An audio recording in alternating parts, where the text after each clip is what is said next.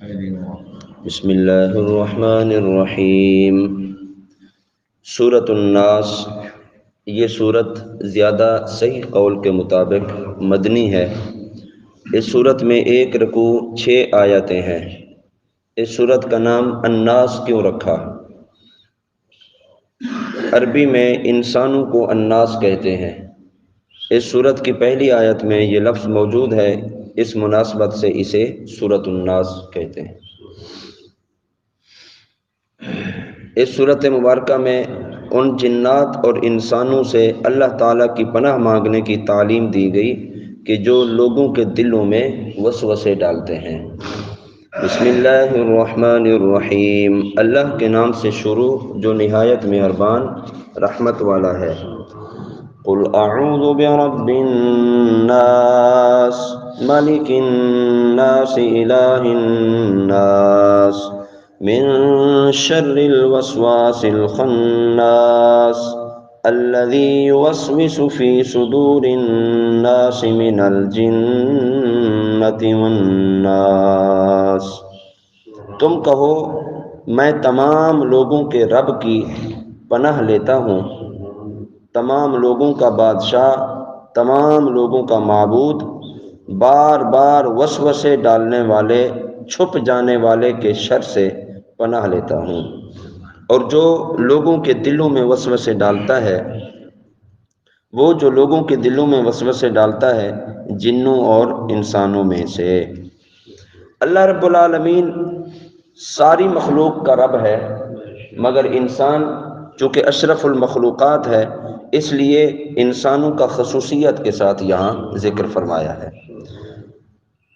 اس سے انسان کی عظمت و شرافت بھی معلوم ہوتی ہے کہ بطور خاص اللہ تعالیٰ نے اپنی ربوبیت کی نسبت انسانوں کی طرف کی ہے۔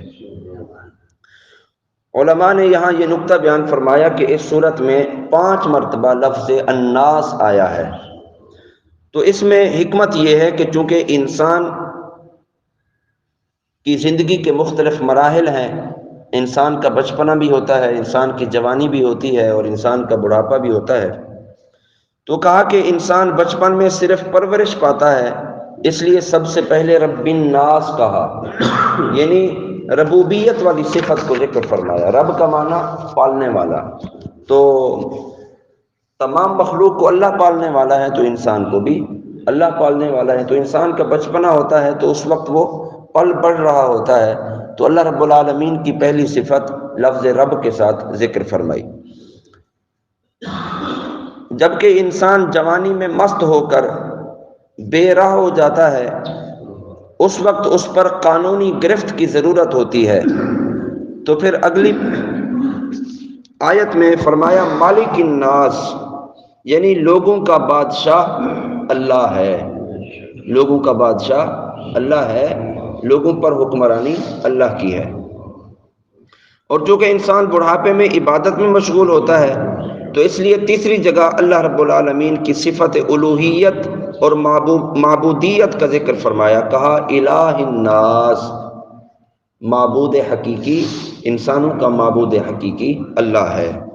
اور چوتھی جگہ الناس سے صالحین مراد ہو سکتے ہیں، کیونکہ شیطان عموماً انہی لوگوں کے دلوں میں وسوسے کے ذریعے عبادت سے انہیں ہٹانے کی کوشش کرتا ہے، تو اس لیے الہ الناس کہا۔ اور 5ویں جگہ پر الناس سے مراد شر پسند اور فسادی لوگ ہو سکتے ہیں کہ وہاں لوگوں کے شر سے پناہ مانگی گئی۔ تو یہ 5 نکات علماء نے بیان فرمائے۔ اگلی آیت میں فرمایا مالک الناس، تمام لوگوں کا بادشاہ، یعنی ان کے کاموں کی تدبیر فرمانے والا بھی اللہ ہے، سب کا مالک حقیقی بھی اللہ ہے، کہ دنیا میں بھی کسی کو حکومت اور ملکیت ملتی ہے تو فقط اللہ کی عطا سے ملتی ہے۔ تو تمام بادشاہوں کا بادشاہ اللہ ہے، کسی بادشاہ کو بادشاہت ملی تو اللہ رب العالمین کی عطا سے ملی ہے، اور جس کسی کو جو نعمت ملی یہ فقط اللہ کی عطا اور اس کی کرم نوازی سے ملتی ہے۔ الہ الناس، معبود ہونا اسی کے ساتھ خاص ہے، اور سارے لوگوں کا حقیقی معبود اللہ رب العالمین ہے۔ من شر الوسواس الخناس، اس سے مراد شیطان ہے، اور یہ اس کی عادت ہے کہ انسان جب غافل ہوتا ہے تو اس کے دل میں شیطان وسوسے ڈالتا ہے، اور جب انسان اللہ تعالیٰ کا ذکر کرتا ہے تو شیطان دبک جاتا ہے اور پھر اس سے ہٹ جاتا ہے۔ یعنی اللہ کا ذکر کرنا یہ شیطان سے رکاوٹ کا بہترین سبب ہے۔ جو بندہ اللہ کا ذکر کرنے والا ہوگا شیطان اس پر شر نہیں کر سکے گا اور شیطان اس کے دل میں وسوسے نہیں ڈال سکے گا۔ جو بندہ اللہ کے ذکر سے، اللہ کی یاد سے غافل ہوتا ہے تو پھر شیطان مختلف قسم کے وسواس اس کے دل میں ڈالتا رہتا ہے۔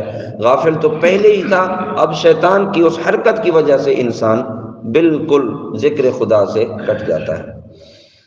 برے خیالات کو وسوسہ کہا جاتا ہے، جبکہ اچھے خیالات کو الہام کہتے ہیں۔ یہ جو وسوسہ ہے یہ شیطان کی طرف سے ہوتا ہے، جو الہام ہے یہ فرشتے کی طرف سے ہوتا ہے۔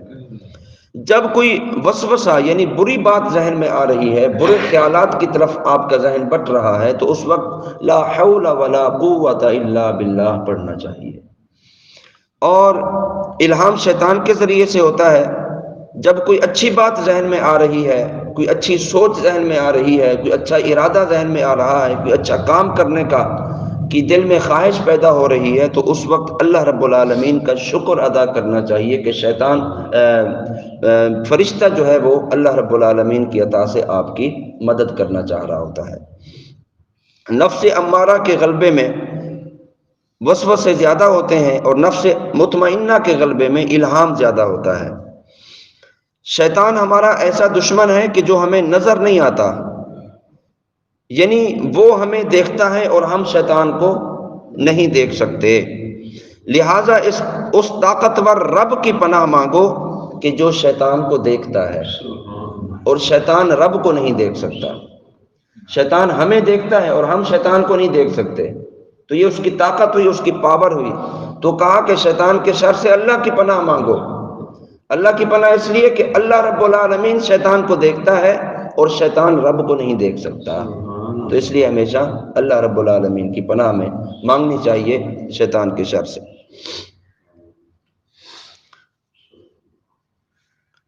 آگے ارشاد فرمایا الذی یوسوس فی صدور الناس، شیطان زبان و آواز سے نہیں بہکاتا بلکہ وہ براہ راست دل پر اثر کرتا ہے، بری چیز کو اچھا کر دکھاتا ہے، خود دشمن ہے مگر دوستی کے لباس میں آتا ہے، پھر جیسا انسان ہو ویسا ہی اس کے دل میں وسوسہ ڈالتا ہے۔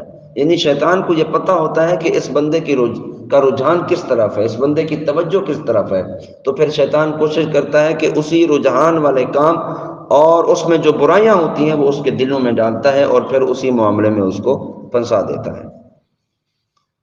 آخری آیت میں ارشاد فرمایا من الجنۃ والناس، یہ بیان ہے وسوسے ڈالنے والے شیطان کا کہ وہ جنوں میں بھی شیطان ہوتا ہے اور انسانوں میں بھی ہوتا ہے۔ جیسے شیاطین جن انسانوں کے وسوسے میں ڈالتے ہیں، جن انسانوں کو وسوسے میں ڈالتے ہیں، وہ ایسے ہی شیطان انسان بھی ناصح بن کر آدمی کے سامنے وسوسے ڈالتے ہیں۔ کہ شیطان جس انسان کے دل میں وسوسہ ڈالتا ہے تو بعض اوقات انسانی صورت میں بھی وہ وسوسہ ڈالتا ہے۔ وہ اس لیے ہوتا ہے کہ بندہ جو ہے وہ بظاہر بڑا مخلص لگ رہا ہوتا ہے، بڑا نصیحت کرنے والا لگ رہا ہوتا ہے، لیکن وہ اپنے جال میں اس کو پھنسانے کی کوشش کر رہا ہوتا ہے کہ انسان اس کی ایک بات مانے گا، پھر اس کو دوسری بھی ماننی پڑے گی، پھر تیسری بھی ماننی پڑے گی، پھر اس کا نتیجہ برا ہوگا تو انسان پھنس جاتا ہے، یار میں کس بندے کے ہتھے چڑھ گیا، اس نے تو مجھے پھنسا ہی دیا ہے۔ تو ایسی فطرت کے جو لوگ ہوتے ہیں یہ وہ شیطانی وسوسے ڈالنے والے ہوتے ہیں، ان کے یارانے شیطان کے ساتھ ہوتے ہیں، رحمان کے ساتھ یارانے نہیں ہوتے۔ اور انسان جب کسی انسان کو سیدھا راستہ دکھا رہا ہوتا ہے، کوئی اچھا مشورہ دے رہا ہوتا ہے، کسی اچھی بات کی تلقین کر رہا ہوتا ہے اور وہ اس کی بھلائی چاہ رہا ہوتا ہے، تو یہ اس بندے کے ساتھ اللہ رب العالمین کی مدد ہوتی ہے۔ اللہ کی مدد سے وہ دوسرے بندے کو سیدھا راستہ اور رہنمائی کی طرف لے کے جا رہا ہوتا ہے۔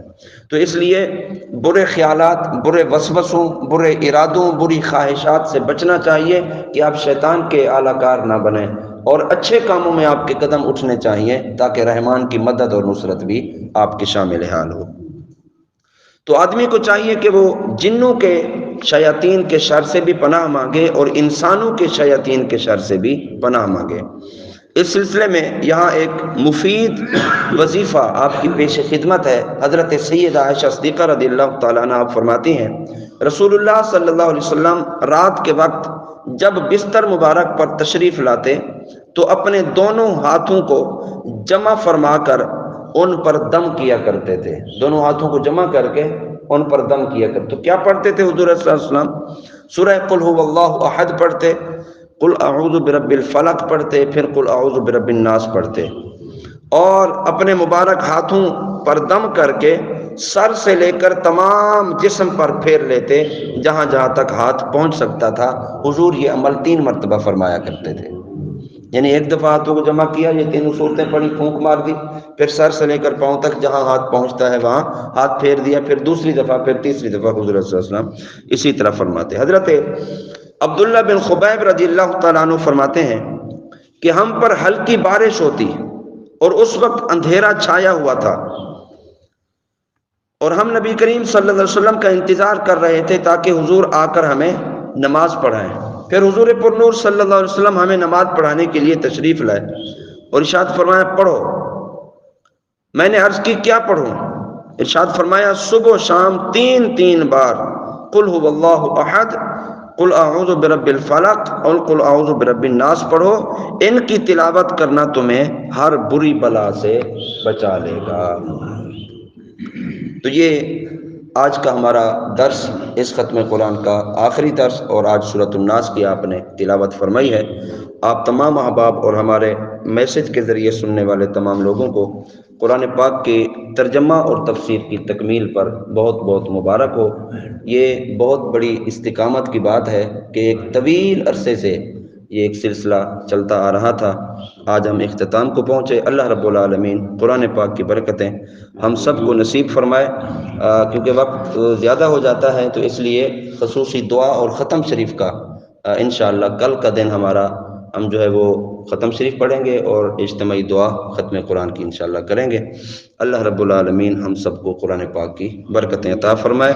اللہ سے دعا ہے کہ اس تفسیر کو عوام و خاص اور سبھی لوگوں کے لیے نفع بخش اور فائدہ مند بنائے اور مسلمانوں کی اعتقادی، عملی اور علمی اصلاح کا بہترین ذریعہ بنائے۔ وما علینا الا البلاغ۔